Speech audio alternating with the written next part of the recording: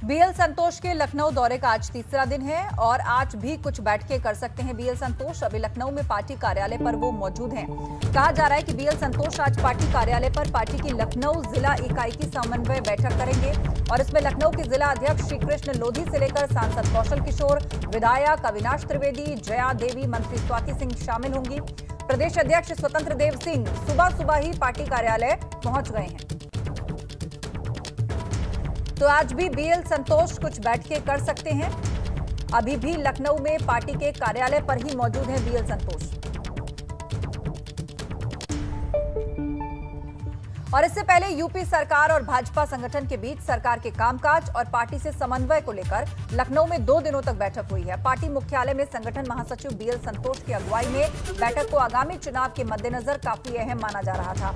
भाजपा के राष्ट्रीय महासचिव बीएल संतोष ने यूपी सरकार के कई मंत्रियों से बातचीत की है और जिन मंत्रियों से बीएल संतोष ने मुलाकात की उनमें दोनों डिप्टी सीएम केशव प्रसाद मौर्य और दिनेश शर्मा के अलावा श्रीकांत शर्मा, सिद्धार्थनाथ सिंह, स्वामी प्रसाद मौर्य, महेंद्र सिंह, रमापति शास्त्री, सतीश द्विवेदी, अनिल राजभर और अशोक कटारिया के अलावा गुलाबो देवी भी शामिल थी।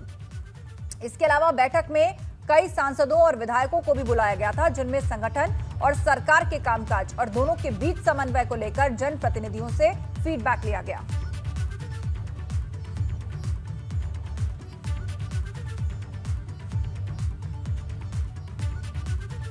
बैठक कार्यकर्ता हूँ भारतीय जनता पार्टी के, मेरे संगठन महामंत्री हैं और संगठनात्मक दृष्टि से बैठक पर चर्चा हुई है। बैठक जो चर्चा हुई है बहुत अच्छी चर्चा हुई है। 2022 में हम लोग फिर एक ऐतिहासिक विजय प्राप्त करेंगे। 2022 300 पार। अरे मैं पूर्व प्रदेश अध्यक्ष हूँ, मैं अपने अध्यक्ष जी की अगुवाई में फिर 300 पार जिताएंगे।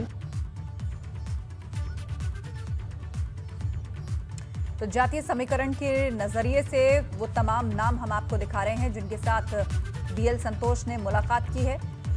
सियासी गलियारों में कई तरह की चर्चाएं हैं इस बैठक से जुड़ी हुई।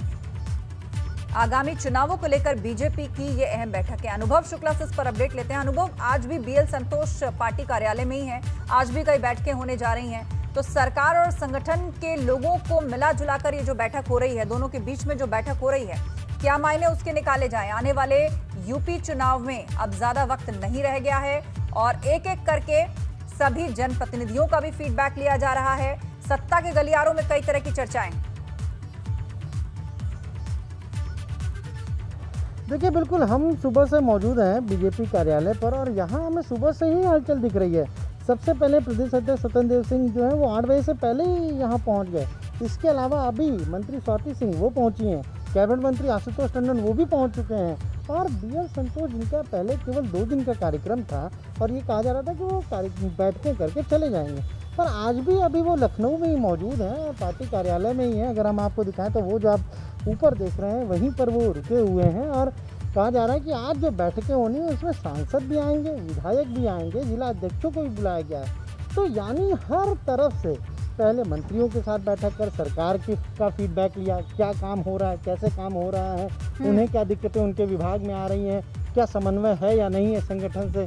फिर उसके बाद कुछ सांसद और विधायक कल भी मिले थे, उनसे भी उन्होंने संगठन के बारे में जानकारी ली। आज जिला अध्यक्ष भी बुलाए गए हैं, सांसद भी बुलाए गए, विधायक भी बुलाए गए। यानी हर तरीके से संगठन की भी अब था लेनी है, कहाँ पर क्या कमियां हैं, क्यों पंचायत चुनाव में हार मिली, क्या नाराज़गी है कार्यकर्ताओं की, किससे नाराज़गी है कार्यकर्ताओं की, ये सब महत्वपूर्ण विषय हैं। और 2022 के चुनाव की तैयारियों की शुरुआत हो चुकी है, आप इस बात को समझिए, और इसीलिए ये बैठकें जो हैं इतनी महत्वपूर्ण हो गई हैं। सबसे फीडबैक लेने के बाद एक रिपोर्ट जो तैयार होगी वो काफ़ी महत्वपूर्ण होगी और वही अगर हम कहें कि उसी रिपोर्ट को तैयार करने के लिए लगातार यहाँ पर बैठकें जो हैं वो की जा रही हैं। और अभी थोड़ी देर में जो लखनऊ जिला है उसकी जो समन्वय बैठक है वो शुरू हो जाएगी, पर राधा मोहन सिंह भी अभी मौजूद है, वो भी अभी थोड़ी देर में यहाँ पार्टी कार्यालय पहुँचेंगे।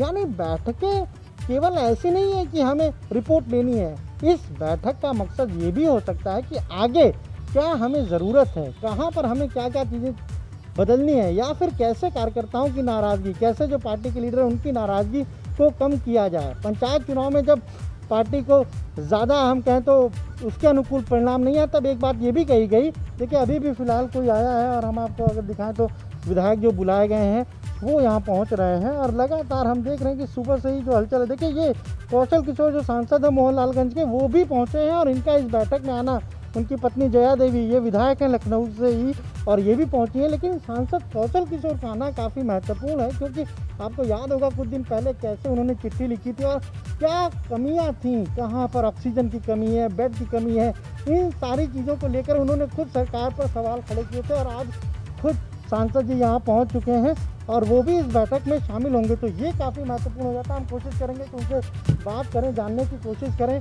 कि आखिर आज की इस बैठक में क्या कुछ महत्वपूर्ण है। सांसद जी, कौशल जी, आप भी आए हैं बैठक के लिए, क्या कुछ चीज़ें हैं बैठक में, किन चीज़ों पर आज चर्चा हो? अभी हम लोगों को इस संबंध में पता नहीं है किस संबंध में है, पार्टी ने बैठक बुलाई है, तो जब बैठक में शामिल होंगे तभी पता चलेगा।